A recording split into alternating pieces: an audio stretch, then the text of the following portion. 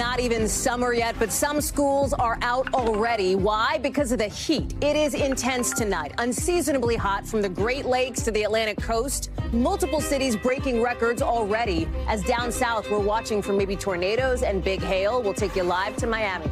Also new tonight, a deadly derailment in India, killing dozens of people. And now, the desperate rush to get hundreds out of a train car that flipped on its side. Plus, we're looking ahead to a possible primetime victory lap from President Biden, coming off a strong jobs report. And that deal now greenlit to make sure the U.S. pays its bills on time. We're live from the White House. Then in tonight's Backstory, we'll take you behind the scenes of our NBC News reporting on the ground in Iowa. What you didn't see in coverage of that building collapse and what's been most surprising. And a ton of us use apps like Venmo or Cash App instead of actual cash. But are they safe? The warning from the government that's just in tonight, later on in the show. Hey there, I'm Hallie, and we're coming on the air with some places down south under a tornado warning right now after bad flooding, and parts of the Midwest and Northeast getting intense and dangerous heat. That's not normal this time of year. It's so hot so early that nearly 100 schools in the Philadelphia area are closing. Same deal in Grand Rapids, Michigan, for public schools shut down for the second day in a row. Temperatures in the 90s. You've got a lot of cities in that 90-plus range. Some are even getting close to breaking records for this time of year. Further south and west, it's not the heat, but the tornado threat that has people on edge. In New Mexico and Texas, 3 reported there already today. Take a look. You can see some of the funnel clouds forming there. The storm system is dropping a bunch of rain. They get some hail. They may get some hail the size of baseballs. That's what they're watching for. The big concern, flash flooding like what you're seeing on screen. We've seen this in the past 24 hours in Northwest Texas. You've got the governor there today sending help. I want to bring in Sam Brock, who is live for us in Miami. And Sam, South Florida is also bracing for a lot of rain potentially from Tropical Storm Arlene in the Gulf of Mexico. So the good news, Hallie, is that Tropical Storm Arlene right now is about 250 miles off the west coast of Florida. So it's not going to have a direct interaction with the state. However, its mere presence is fueling all of this moisture in the air. And it means you could be seeing downpours here in Florida. I'm in Miami Beach right now, and it's beautiful at the moment. It rained like an hour ago. That's normal. But the concern at the moment is going to be whether or not we'll be seeing flooding really from Miami-Dade all the way north to Palm Beach County. So you're talking about 60 or 70 miles there, that stretch.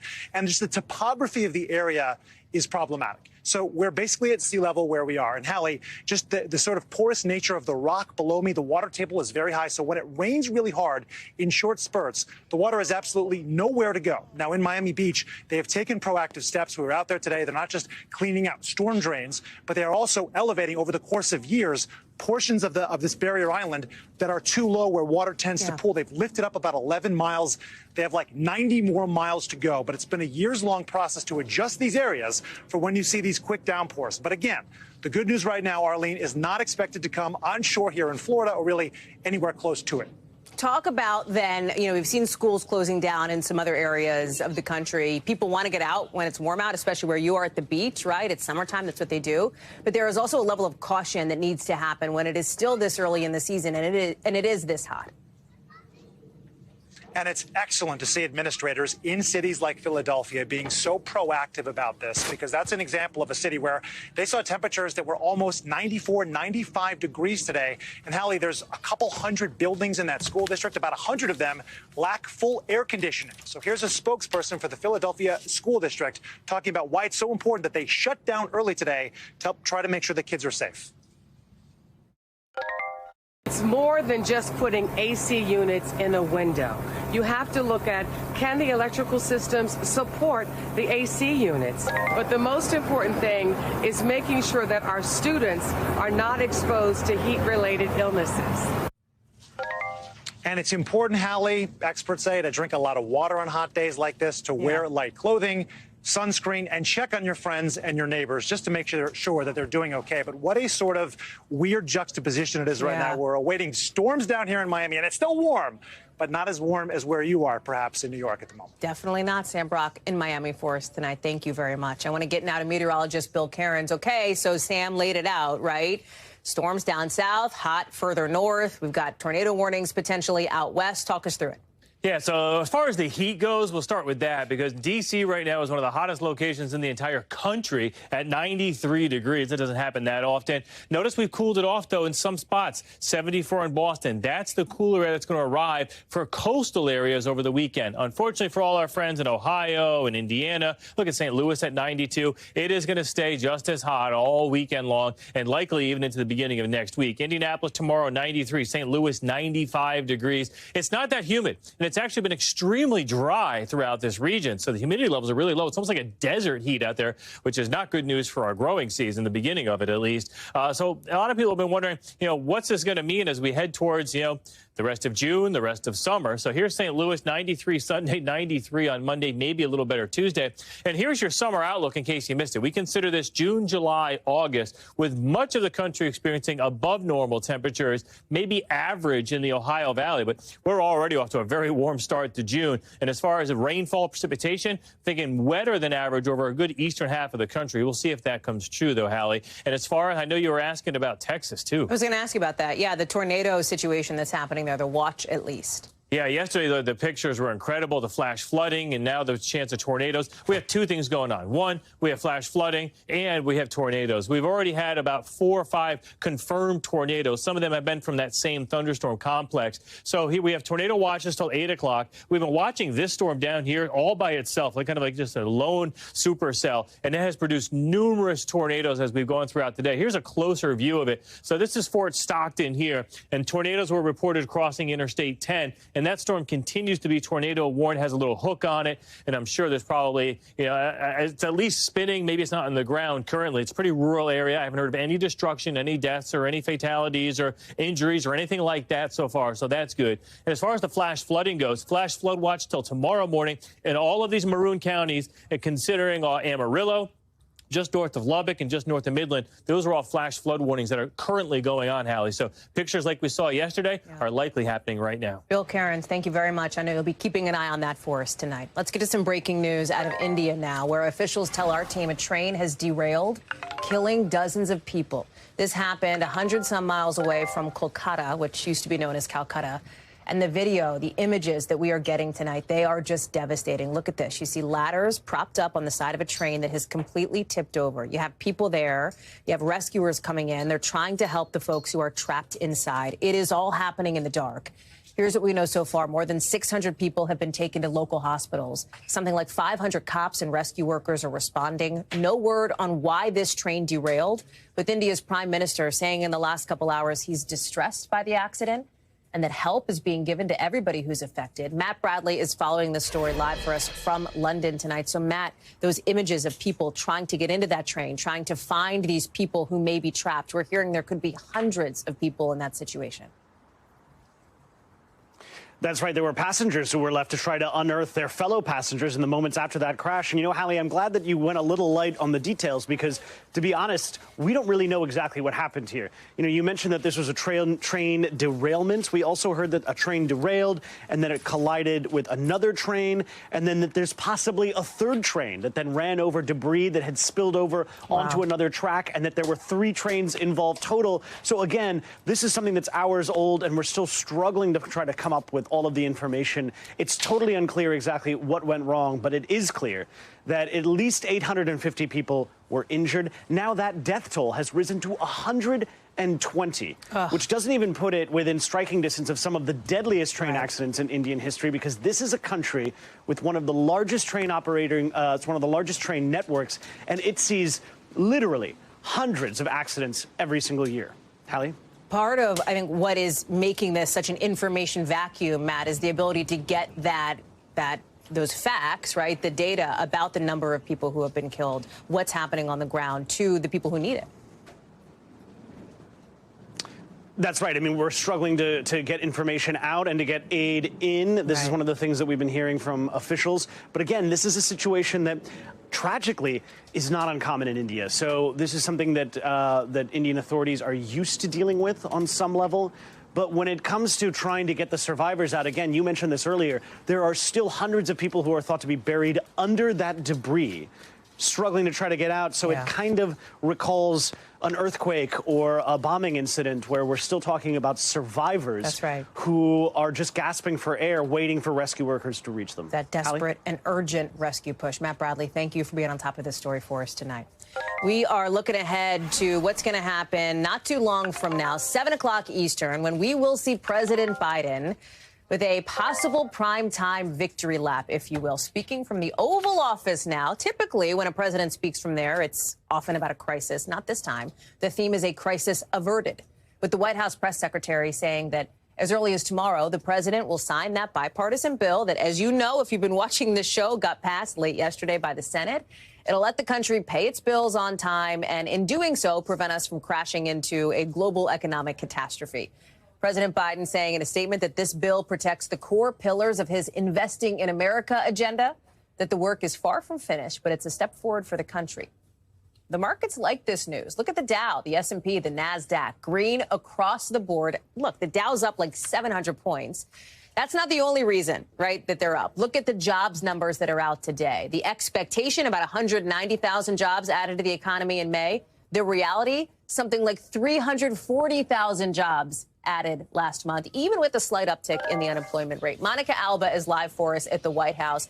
And this is President Biden coming out and in some ways beginning to frame not just the policy as it relates to this deal to make sure that the country doesn't default on its debts, but the politics ahead of the 2024 campaign. Exactly, Hallie. That's absolutely the right way to look at this, because one of the major themes that candidate Biden campaigned on that got him into the Oval Office, his top aides would say, is this idea of being able to deliver on compromise, bringing both sides together, even on the thorniest of issues. And so I think you can expect the president to talk about how he was able to do that with the help, of course, of his White House negotiators that he delegated this to in these last couple of weeks, working around the clock, who, of course, worked with Speaker McCarthy's team to get this done and across the finish line. But in the last couple of days, we really haven't heard that much from the president, at least in a more formal, on-camera manner, talking about all of this. And the reason the White House says is because he wanted to do it tonight.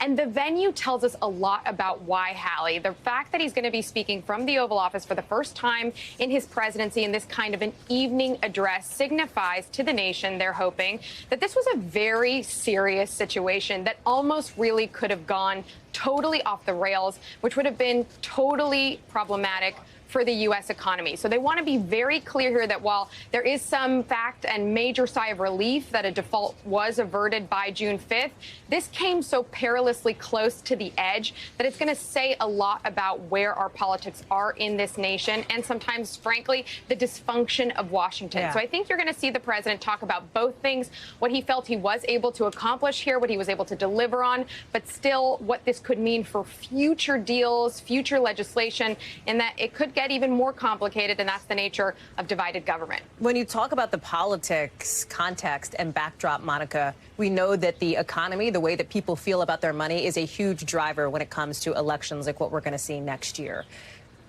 The president's going to have to make sense of this, right? Because on the one hand, you have this really positive jobs report. Numbers are going up, right? More people are working. On the other hand, there is a concern about inflation and what the Fed will do when it comes to their meeting just a couple of weeks from now. Will they raise rates, et cetera? The president's got to thread this needle. Exactly. And I think that's why you will hear him kind of echo what he put out in a statement earlier today when those May jobs numbers did come out. Unexpectedly good, with some bright spots there, continued trending in the right direction. The president's going to argue because of his economic plan. At least that's what we expect him to talk about. But exactly, we put it in this context of the U.S. economy isn't out of the woods yet. You look at some of the credit rating, the agencies that did put the U.S. on notice, essentially, with this negative watch last week when it wasn't resolved yet, when it didn't seem completely a done deal that this was going to get finalized. And that is not something they're taking back. Fitch, that credit agency rating, is saying we're going to leave this in place for the next couple of months just because of how dysfunctional the government has been in the last decade or so. They're not just pointing to this one crisis, but to others that have led us to this point. So exactly, the president is going to be saying, look, things are going well. He's also going to put very plainly, imagine if we weren't able to avoid this, how bad the economy would would have been blown up with a recession with potentially millions of jobs lost. But he's also going to say that we need to continue, he's going to argue, to put things in place that really help working families. And he's going to continue that to your first question also, which we were talking about, to put that in the 2024 context as a sign of something he's been able to do with Republicans and Democrats that he wants to continue to do, he hopes, in another term in office. Hallie. Monica Alba, thank you very much. Of course, at 7 o'clock Eastern tonight, we will have an NBC News special report on the president's speech from the Oval. I'll see you there, along with my colleagues Tom Yamas and Peter Alexander. That's right here, however you're watching on NBC News Now. New signals tonight from a new Washington Post report on what legal experts think could be the most serious investigation into former President Trump and his lies about fraud in the 2020 election that never happened. It's all about the case he faces in Georgia, where apparently the Fulton County District Attorney there is looking at a couple of firms hired by the Trump campaign to try to find voter fraud. Spoiler, they could not find it. Willis has reportedly subpoenaed at least one of those firms. NBC News cannot confirm that, but it's part of this broader signal from the DA that she's planning to go beyond Georgia's borders to maybe look at his conduct in other states and in D.C.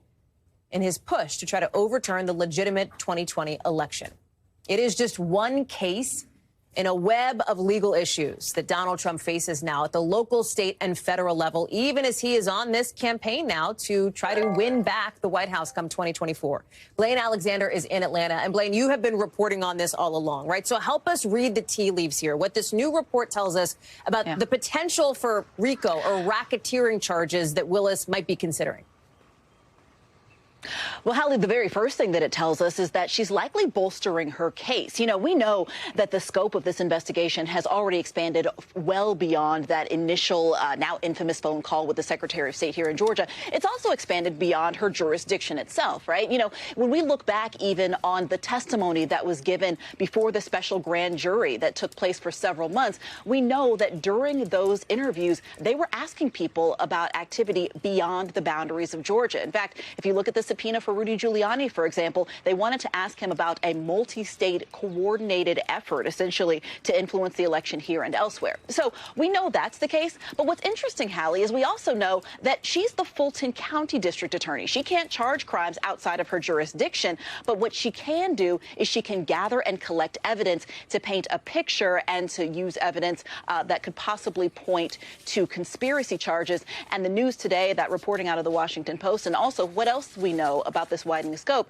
it really kind of indicates that that's what she's leaning toward. That's what she's working to do. The other thing about this, Hallie, that's pretty interesting is that it shows that she's clearly actively still working on this. It's not like she's just kind of sitting on her hands and waiting to announce her charging decisions later this summer. The timing is important here, right? Because we know that is likely to happen. It seems almost certain to happen by Labor Day. So, Blaine Alexander, a busy summer, I know, for you and for your colleagues. Thank you, Blaine. Did you want to add something? I don't want to cut you off. Absolutely.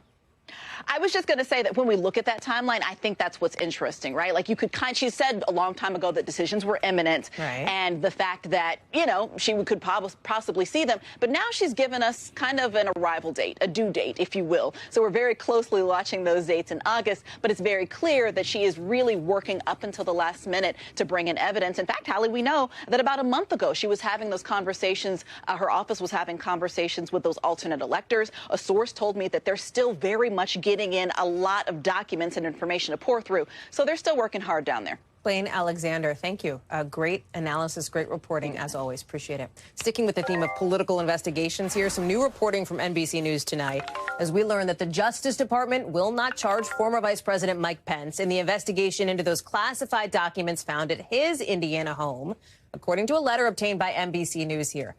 Speaking of timing, very interesting and perhaps a big relief for the former vice president, because next week he's going to officially announce that he, too, is running for president. He'll roll that out in Iowa on Wednesday, according to a person familiar with his launch schedule. That means that Pence is going to become one of a crowded, growing more crowded field of Republican contenders, including the three people you see on screen. All of them will be in Iowa tomorrow for this sort of traditional fundraiser thing, this Joni Ernst event that she holds every cycle. They'll all be there. Who's not going to be there? Former President Donald Trump, the current Republican frontrunner, by the way, who just left the state and doesn't have any travel plans next week yet. I want to bring in Ken Delaney, and let's talk about this Pence DOJ move, right? This apparent move to not file charges, what it means, and why they came to this decision. Well, Hallie, it's not unexpected, right? There was no real evidence or any reason to believe there was any criminality in some classified documents found at Mike Pence's home that he voluntarily disclosed and then submitted to a voluntary FBI search. It was interesting. The Pence team told us that the former vice president, was interviewed as part of this investigation by the Justice Department. And we're not going to really know any other details about why they decided not to charge him. But as you said, what's crucial here is the timing. It's not just the Pence team that feels fortunate about this. A lot of people around the Justice Department are relieved as well, because there's very little interest in having to appoint another special counsel, which is probably what would have had to happen had this investigation dragged on while Mike Pence was running for president. Hallie. Ken, Delaney, and thank you very much. New documents obtained by the AP are taking us inside the final days of convicted sex offender Jeffrey Epstein's life, including the chaotic scene at a Manhattan jail when he killed himself. According to more than 4,000 pages that the AP says took like 4 years to get, Epstein apparently could barely sleep behind bars. He called himself a coward. He apparently went under a psychiatric evaluation for a previous suicide attempt.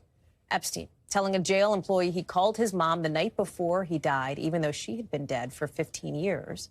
And he tried to write a letter to another high-profile pedophile, convicted ex-gymnastics doctor Larry Nassar. The letter never actually made it to Nassar. Remember, Epstein died in August of 2019 while in custody on federal sex trafficking and conspiracy charges. He had been on suicide watch at the time. With his death, the source of so many conspiracy theories that these documents appear to dismiss. The prison in Manhattan, where Epstein was, is now closed because of its condition. Danny Savalos is here to break this down, and there's a lot in these documents here. Talk us through what stands out to you as it relates to the circumstances leading up to his death, the response by the Bureau of Prisons after.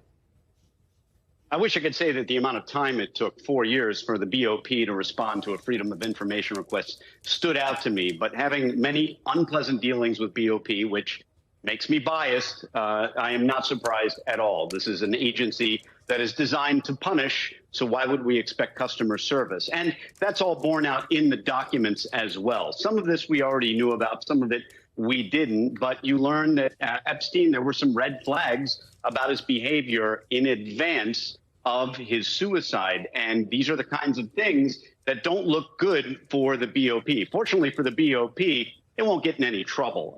Ultimately, it'll be just fine.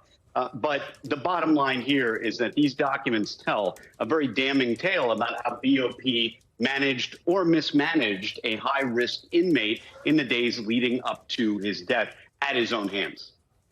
Well, I want to put up what Epstein's lawyer told the Associated Press. He said it is sad and tragic that it took this kind of thing to cause the Bureau of Prisons to close the Manhattan Correctional Center, calling the conditions there medieval. We know that there is still a federal investigation into Epstein's death. How might these new documents, this new information, affect that? Affect either the, well, if you're talking about the BOP, nothing will affect the BOP.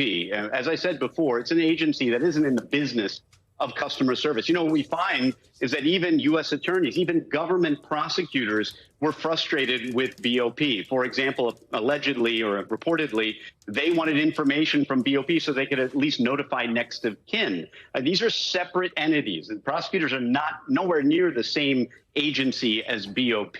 Prosecutors have accountability, but when you are in the business of making life unpleasant for the people in your custody, then, you know, how are you going to have a customer service department? So this is the kind of thing that really does not reflect well on BOP, how they responded, how they dealt with the situation afterward. As we already know, the actual guards charged with looking after Epstein have gotten into some trouble on their own.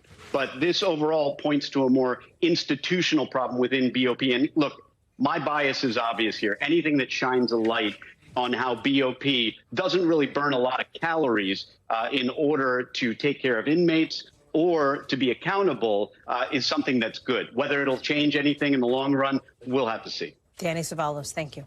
Coming up here on the show, police say it's a wake-up call for parents. We've got new details tonight about a child sex sting operation that took down 7 people, including a school superintendent.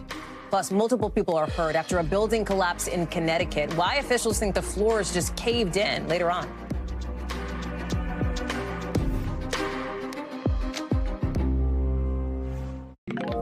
The first Republican primary debate date is set, and the RNC has a new requirement for candidates. One of them already pushing back. We'll tell you more in the 5 things. But first, You want to think about where you keep your money, especially if you're using something like Venmo, Cash App, or PayPal. The government is out with a new warning tonight saying your money may not be totally safe there.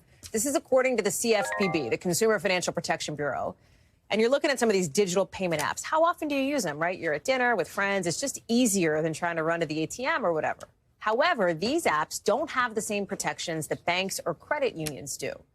Again, we've probably all used these at some point. They've gotten pretty popular over the last decade. Venmo alone has more than 90 million customers. And this warning comes at a time when fewer and fewer of us are likely to actually carry around money. 41% of people say they don't buy anything with cash. Brian Chung joins us now. Can I say I'm part of that 41%? Oh, me too. Like my dad told me growing up always, like, have $10 in your wallet, have a 20 in your wallet just in case. Just in case, yeah. I'd never do that now, right?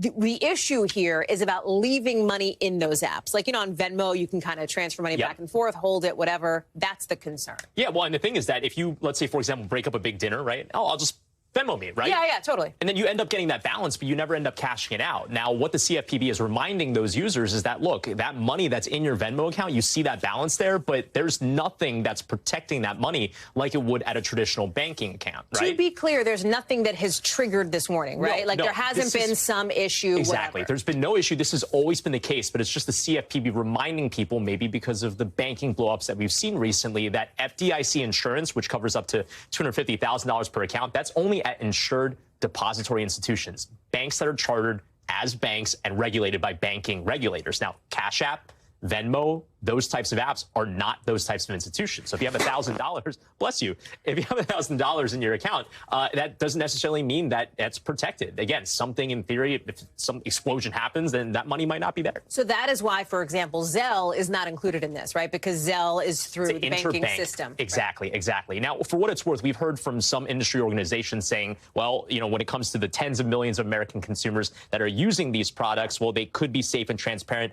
Some of them might be getting FDIC insurance depending on the products that they use. Explain that. Put that into regular speak. Yeah, well, some of these, types of fintech companies, they do have partnerships with traditional banks, which means that depending on the way the account is set up, it could actually be FDIC insured. It just really underscores, and I know this is so lame to say, read the terms and conditions, see exactly whether or not your money. Nobody's going to do it. Nobody's going to do that. Well, then cash out of the Venmo. That's a good idea. To me, that feels like the bigger takeaway here, right? Don't let and I'm sometimes guilty of that. Like, I'll forget, my friend Venmo me whatever, right? Yep. And then, 5 days later, I'm like, oh, hey, $20 in the Venmo. Do it more quickly is kind of the bottom line. Exactly. And the thing is, don't let your it's just prudent just to not let your Venmo balance go up to $1,000. It's very easy just all right, just Venmo, cash out every now and then so that it goes to your bank if you have it hooked up to an ACH account. That way you can make sure that it's at a regulated, protected account at an FDIC insured institution. News you can use. Brian Chung, enjoy your Friday night. Thanks, you, sir. Good to see you.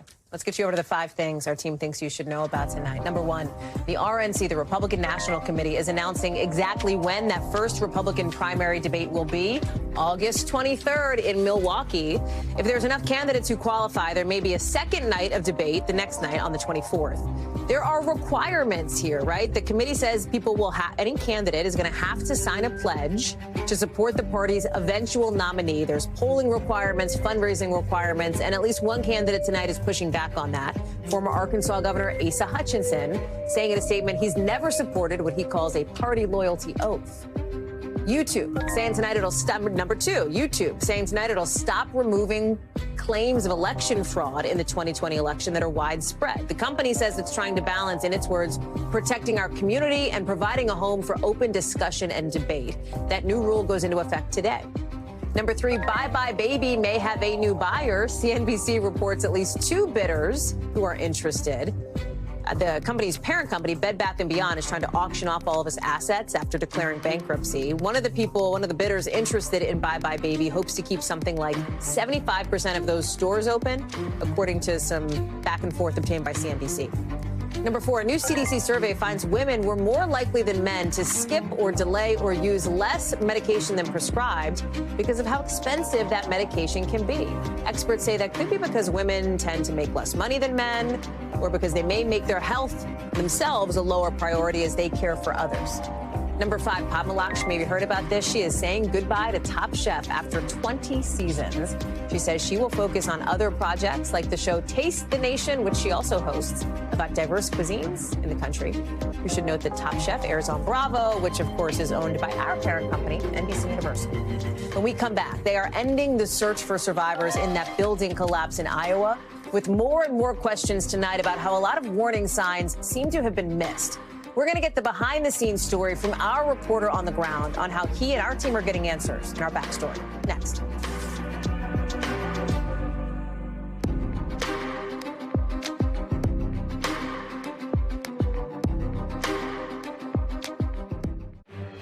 We've got some breaking news into us just a couple of minutes ago from Churchill Downs, why they're suspending their racing schedule. We're going to get into that in just a minute. But first, it is time to get the backstory, our behind-the-scenes look at how a story comes together and how it fits into our bigger picture. And tonight, we are finding out that rescuers are ending their search for anybody alive in that partial building collapse in Davenport, Iowa. They're going to try to, shore up or prop up the building so that they can get in there, move some things around. And at this point, it is a recovery mission, essentially, trying to find any bodies that might be trapped in that debris. There are still so many questions in this community. Like why multiple warning signs about problems with this building seem to have gone ignored for so long. Why they initially planned to tear this building down before reversing course after finding somebody still alive in it. And why rescuers didn't start looking for people sooner. As we're just in the last couple of minutes here getting a brand new 911 call, somebody warning about issues with the building. So again, one of these sirens sounding just about 24 hours before the collapse. Listen. Someone is there working on it and told them to get out of the way because it's not looking good. I don't know if the fire might want to stop by and look at it and see. I want to bring in Shaq Brewster, who is on the ground for us in Davenport, Iowa. Shaq, you've been on this story from the beginning, and you know this segment is so much about pulling back the curtain. We've laid out the facts and the details of the story here.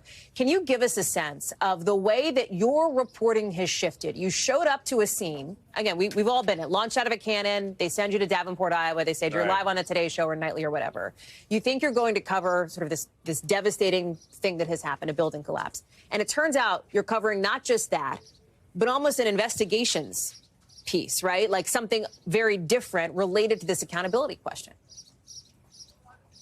That's exactly right, Hallie. And, you know, one thing that you hear, I remember the first day we arrived, first morning we got to Davenport after our live shot, there were community members listening in and trying to pull me over afterwards saying, oh, I heard the conditions look like this. This is what my apartment looked like. I heard they were doing construction there. Those are all leads that we then follow up, that we make calls to the city, that we talk to officials and try to track down. One of those conversations that we heard came from a person who was denied the contract to do the work that was being done when this building partially collapsed. And he said that he became obsessed with the building. He kept coming by. He kept looking at the work that was being done. And the weekend before the collapse, on literally Friday, he said he saw bricks fall. Saturday, he saw bricks on the ground. And that's what prompted that 911 call that you just played. And he said he saw the windows cracked. He saw a crack in some of the bricks and the bricks on the ground, and he became extremely concerned. I want you to listen to the conversation I had with him because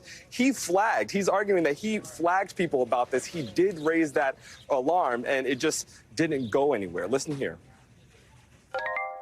Yeah, that was a definite sign that the center of the building was falling due to the structural damage. It's an obvious sign for you that something's wrong. Oh, yeah, that terrified me when I saw that. And, you know, a really interesting thing, Hallie, is how much the timeline has shifted over the course of the time that we've been here. It was Sunday night when this building partially collapsed. Monday, the search was initially called off in the morning. They announced that the demolition would be starting the following morning, but then that night we were here as a woman was rescued. Her family was telling us that they were convinced she was still inside. Tuesday, there was they searched areas that were deemed safe. Wednesday, there was no searching. Then Thursday, we saw hard hats on the scene. We saw big machinery come in, and we heard that the task force was mobilized. That led to what we've been seeing now, which is a very active search. It's a recovery mission, but you see an active search where you see at certain points task force members going through literally sometimes moving brick by brick, trying to recover the 3 people who officials say are inside. So it's been a lot of questions, a lot of twists and turns as we've been following this story, Hallie. Shaq, often in stories like this, when the national media descends on a town, crashes into it to cover a story that is creating headlines like this, there is, and we've seen it before, sometimes some resentment in the community, right? People don't love that. They don't love that vibe. They don't love what that's all about. It feels like it's different where you are. It feels like people are desperate to have a spotlight shining on what they see as this this huge issue with these warning signs missed, they say. Absolutely. I almost got chills as you said that, because that has exactly been the case. Not only have folks been embracing, but they've been giving us information. Hey, have you checked this out? This is what I heard. Have you seen this as well? And that's really how we've gotten to this point. That's how we got that 911 caller, knew that that existed. That's how we pushed the city to release those documents, not just NBC News, but reporters out here who have been following up, listening to what residents have been saying and pushing the city to say and show what those complaints are and what inspections were done. I want you to listen to one of our conversations with a family member of Brandon Colvin, one of the people who officials say is still trapped inside. Earlier in the week before the search resumed, when it was called off and when they were talking demolition, listen to what she told me she wanted to see. And I'll tell you, that angled some of the questions that we asked in the press conference. Listen here. There's so many people out here that said they would church themselves. Like, if you're willing to risk our own lives, you got to know that this isn't, like, these are people's lives. These are our families. She wanted to see teams going through, sifting through this rubble brick by brick. That is what we are seeing now. She wanted big machinery. She wanted the city to consult with outside experts. We now know the city has been consulting with the Miami-Dade Fire Department in how to shore up this building and how to make it safe for rescue workers to go through what they're going through now. So it's one of those things that, because the community has been so open, because they have been giving us information or giving us questions that they have on their own, being honest with us about their stories, we've been able to push officials and see what we can get from them as well. Shaq Brewster, thank you, and your team, your producer Kai, for all your hard work on the ground. Thank you. Coming up, some breaking news into us from Churchill Downs, suspending their racing schedule for now.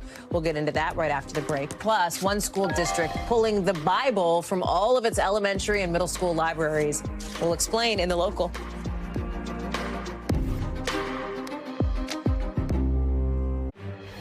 We've got some breaking news tonight out of Kentucky, where the country's most famous horse racing track is suspending races for now to examine its safety practices after the deaths of a dozen horses in the last month. This suspension at Churchill Downs starts Wednesday. It's going to go through at least July 3rd, so for roughly a month. Remember, this is a track that hosts the Kentucky Derby, but the company that oversees the track says no single factor has been identified for why all those horses died. In a statement, the CEO of Churchill Downs Incorporated says what happened at the track is deeply upsetting and absolutely unacceptable. You see the statement there, saying they need more time to conduct a top-to-bottom review of safety protocols. Jesse Kirsch is joining us now. And, Jesse, this is after, obviously, those headline-making horse deaths that we had talked about back during the Derby, as we are now just getting into the next sort of Triple Crown race coming up. What are we hearing from the Kentucky Horse Racing Association? Talk us through this. Yeah, so I want to put this in context, Hallie. We saw 7 horse deaths tied to Churchill Downs before the Kentucky Derby. In fact, 2 of those deaths were tied to injuries during pre-Derby races at Churchill Downs on the day of the Kentucky Derby, and both of those cases, we're told, led to euthanizations. And in the week since, we've seen 5 more deaths. So that's now a total of 12 horse deaths tied to Churchill Downs within roughly a month or so. And again, obviously all around the biggest day for that track and arguably for all of horse racing with the Kentucky Derby. Then we have the second leg of the Triple Crown, the Preakness Stakes. And this is now just days before the third leg of the Triple Crown, the Belmont Stakes. So this is while horse racing has some of the most intense scrutiny in any year, and now there are obviously even more questions. So Churchill Downs is still moving forward with races this weekend, we're told. So they were suspending races after this upcoming weekend, and they were told that all of the races that were scheduled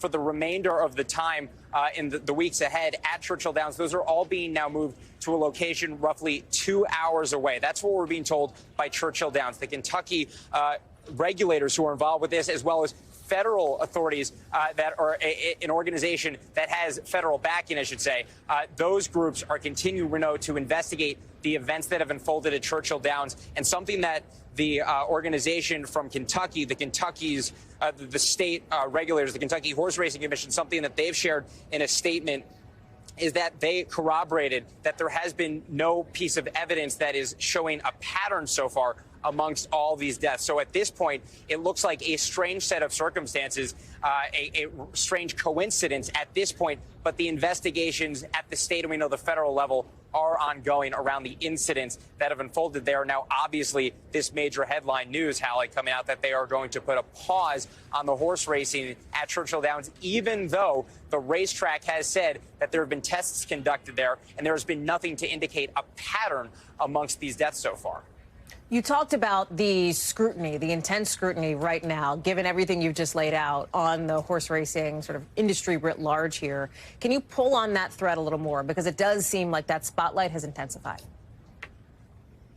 Yeah, and obviously, horse racing is something that has been scrutinized for a long time. There have been horse racing deaths before. This is not something that is new, but this frequency is not something that is a common occurrence, let alone at one track, let alone tied to a time where the entire sport is arguably going to have its eyes on that track. And so this set of circumstances is at minimum strange, and that's what is drawing, obviously, a lot of attention around this. And on top of that, there is a new federal organization that has support from regulators, or I should say from Congress at a federal level. It's called HISA.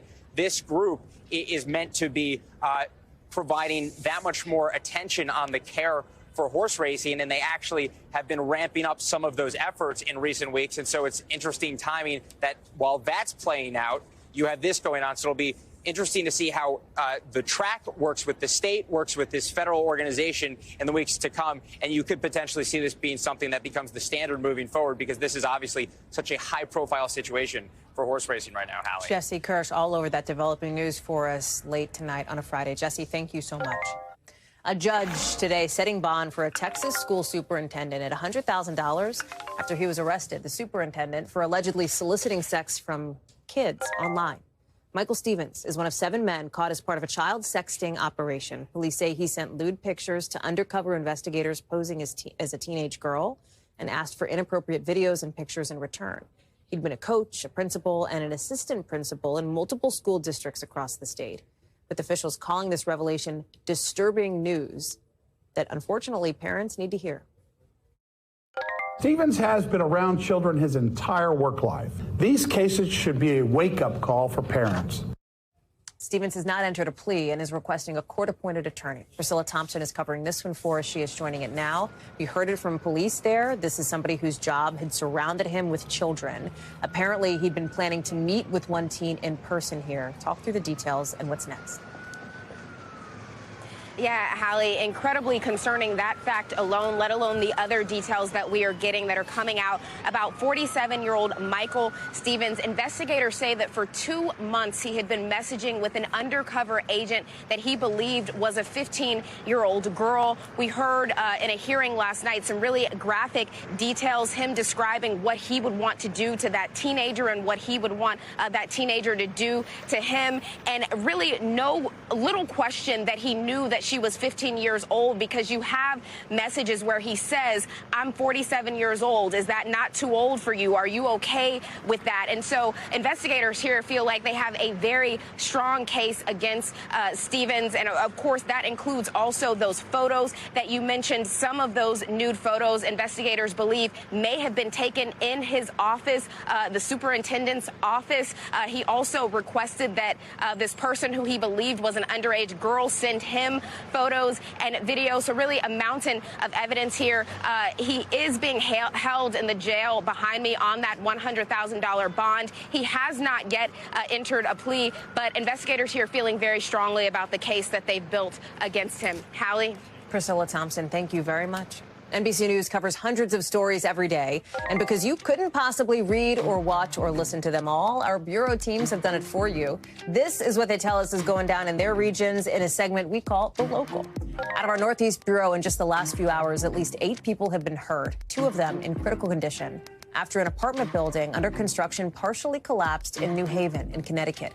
It apparently happened when workers were pouring concrete. It pooled too quickly, which meant the floor caved in. Fire officials say injuries that they saw range from broken bones to people ended up buried in the rubble. Out of our Western Bureau, dueling protesters gathering outside an elementary school in Southern California today, where an LGBTQ+ flag, a pride flag, had been burned earlier this week. Some people carried signs saying no sexualizing our kids and parental choice matters. Others waved pride flags. Police have been investigating this flag burning as a hate crime.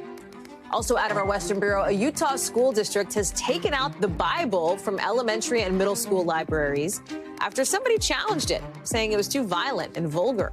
The school district's communications director says it'll stay at high schools based on age appropriateness. The district has removed other books, too. They didn't release any details on who made the... So we have learned this week that Al Pacino is expecting a baby at 83 years old with his partner. Same with Robert De Niro, welcoming his 7th child at the age of 79, with doctors now using this as an opportunity to remind people, in some ways issue a kind of warning about the health risks that could affect the babies of older dads. Did you know this? Research shows that babies born to older men can have more of a risk of things like being born prematurely, birth defects, even certain cancers. More men, this comes as more men are having kids at older ages. 50 years ago, so back in the early 70s, only about 4% of infants were born to dads over the age of 40. That number more than doubled by 2015 to 9%. So still small relatively, but more than it used to be. Dr. Akshay Syal is joining us now. What is up with this, right? Like, explain the issue here. So everybody we've talked to about this, Hallie, is surprised by this. Nobody talks about this until every few years when, like, George Clooney has a kid, and now you're saying Al Pacino is going to be a father. And so it's important, you know, I think a lot of women know that by the time they hit 35 and going into about age 50, they have kind of health risks with the older you have a child. Every friend, I mean, my friends over the age of 35 having kids, we all know that we are geriatric pregnancies. We are advanced maternal age, right? Yeah. But this is something men don't talk about. And so really the age group we're looking at is age 40 to 45. And fortunately, there was a big study out of Stanford a few years ago that found if you are the age of 45, compared to if you were a father at the age of 25 to 34, 14% more likely to have a baby born prematurely, get admitted to the NICU, which is the neonatal ICU, have a low birth weight, and even 18% more likely to have seizures. If you go past age 40, then you get 28% more likely to go to the NICU. So there are some risks. Okay, but what are you supposed to do about them, right? Like, in other words, if I'm in my early 40s, I know that I'm not, but if I were, that's just a risk that exists, right? Like, what do you do? So there are some things you can do. And the first thing I want to stress, this is a low risk. Even though it is a relative increase, overall it is low. But there are some things you can do if you're worried. If you're somebody like my age who's 28 and you're thinking about the future, you can try a sperm bank. It's something you pay a fee up front and you can store them at a sperm bank for about $100 to $500 a year, sort of freezing your sperm when it is away from some of those risks. But really, you want to be prepared for the reality. If you're somebody who's having a kid at the age of 50 or 60, you want to make sure that child growing up has the community around them. Were something to happen to you because of your older age, they would be prepared with friends and family outside. Those are tough conversations to have, though. Tough, but very important conversations to have. Dr. Akshay Syal. Dr. Syal, thank you so much. Thank you for bringing some attention to this important piece of reporting. Appreciate it. That does it for us for this hour. It is a pleasure to be with you, as always. We have much more coverage right here on NBC News Now. Stick with us, because in just a second, just a bit, we're going to have more coverage of that primetime Oval Office speech from President Biden on the heels of that deal to make sure that the United States pays its bills on time. And, of course, off that jobs report, stronger than expected, out today. We'll see you at 7 o'clock Eastern with my colleague Tom Yamas and Peter Alexander for that NBC News special report. As always, you can find us on Peacock, Hulu, YouTube. Just search Hallie Jackson Now. It is good to be with you. I will see you right back here on Monday. We've got more coverage picking up right now.